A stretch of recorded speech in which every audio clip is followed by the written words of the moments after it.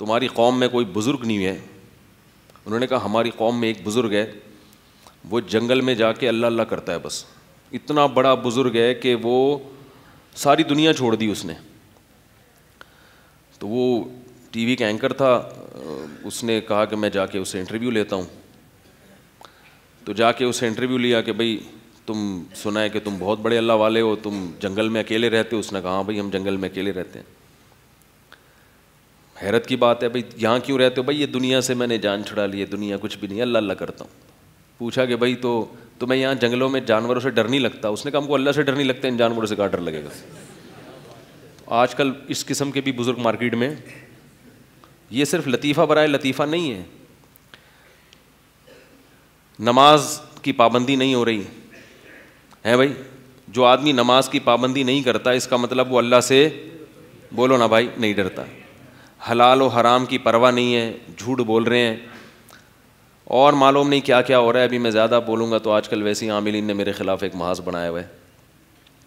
تو اللہ کا خوف نہیں ہے, لیکن پھر بھی کیا ہے, بزرگ ہیں.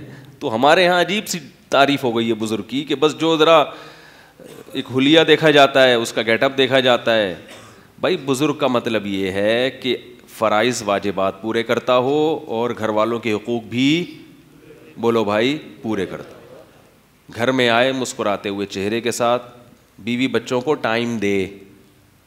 نہیں آ رہی میرا خیال ہے بات, بیوی بچوں کو ٹائم دے اور ان کے پورے حقوق ادا کرے. رشتہ داروں کو ٹائم دے, ان سے تمیز سے ملے. صحیح ہے نا. بے روزگار ہو کے گھر میں پڑا نہ رہے ہدیے نذرانوں کے چکر میں کہ بس آتے رہیں گے تو کھاتا رہوں گا, کھا کھا کے پھٹ جائے دھماکے کے ساتھ ایک دن. بتاؤ چل بھی سکتا ہو, دوڑ بھی سکتا ہو. چلو دوڑنا تو آج کل مشکل کام ہے, کم از کم چل سکتا ہو. اللہ نے کوئی بیماری مسلط کر دی تو الگ ہے. اپنی سستی کی وجہ سے اگر کوئی چلنے کے قابل نہیں ہے تو وہ بزرگ. ہمارے استاذ نے بتایا کہ ہم ایک بزرگ اسی طرح 2 نمبر بزرگ کے پاس گئے, وہ بڑا پیر تھا گاؤں میں. کا کھا کھا کے اتنا موٹا ہو گیا تھا کہ بس میں نہیں بتا سکتا. بس آپ یہ سمجھیں کہ اس کو معذرت کے ساتھ, افسوس کے ساتھ کہنا پڑتا ہے, ایک تھوڑی سی نازیبہ بات ہے, گیس پاس کرنے کے لیے, انگلش میں اس لیے کہہ رہا ہوں تاکہ جتنی تہذیب سے بات ہو سکتی ہو, باقاعدہ مرید ایک پورشن اٹھاتے تھے اس کا, ٹھیک ہے نا, اس پھر گیس خارج ہوتی تھی. اتنا وزن بڑھ چکا تھا. ایک تو وزن بیماری سے بڑھتا ہے, کچھ نیچرل قدرت کی طرف سے وزن زیادہ ہوتا ہے. بڑے بڑے بزرگ ایسے ہیں جن کا وزن بہت زیادہ تھا, حالانکہ وہ زیادہ کھاتے نہیں تھے. میں اس وزن کی بات کر رہا ہوں جو سستی اور حرام خوری کی وجہ سے بڑھ گیا ہو. ایسا وزن بڑھنا اسلام میں پسندیدہ نہیں ہے. تو اس کو بھی لوگ کیا سمجھتے ہیں, بزرگ کے ہل ہی نہیں سکتے, اتنے نیک ہیں کہ یہ. اور جو پھرتی سے چل رہا ہے, ادھر جا رہا ادھر جا رہا, اس کو لگا یہ کیا ہے, یہ کوئی بزرگ ہے. تو پتہ نہیں کیا دماغ میں تصور بٹھا لیا دینداری کا. اللہ کے بندو, صحابہ کی زندگی دیکھو کیسے چست تھے. ابھی ہم دوبارہ ایک ڈیجیٹل خانقاہ کروانے والے ہیں, سردیوں میں آپ کو سمندر میں انشاءاللہ لے کے جائیں گے اور بھگائیں گے. جس نے میرے پاس آ کے بزرگ بننا ہے اس کو صبح 4 بجے اٹھ کے جاگنگ, بولو اگر وہ جوان ہے تو صبح 4 بجے اس کے باپ کو بھی معذرت کے ساتھ جاگنگ کرنی پڑے گی. میں نے ایک دفعہ خانقاہ جامعۃ الرشید میں کروائی ہے. میں کوئی نیک آدمی نہیں ہوں, اتنا اللہ نے ستاری کا معاملہ کیا ہوا ہے.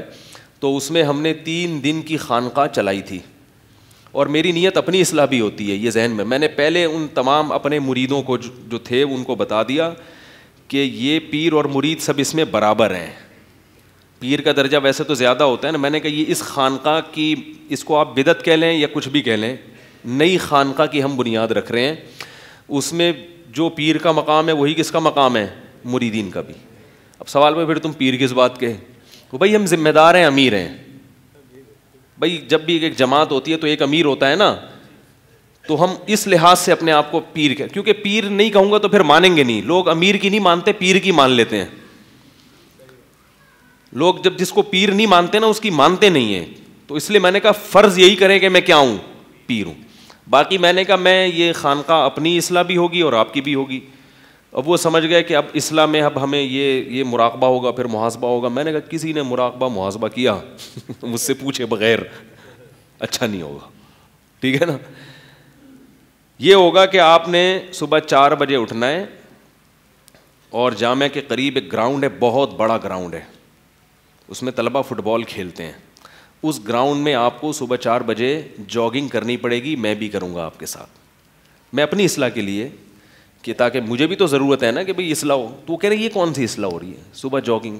اصلاح تو یہ ہوتی ہے گناہوں کے خلاف بیاناتوں, بد نظری کے خلاف بیانات. میں نے کہا جب تمیز کی زندگی گزارو گے نا, جب تمیز کی زندگی گزارو گے تو گناہ بھی انشاءاللہ بولو بھائی چھوٹیں گے. جو پوستیوں کی طرح 3 بجے سوتا ہے 12 بجے اٹھتا ہے تو وہ نہیں گناہ چھوڑتا, سمجھ رہے ہو, وہ بہت مشکل ہوتا ہے.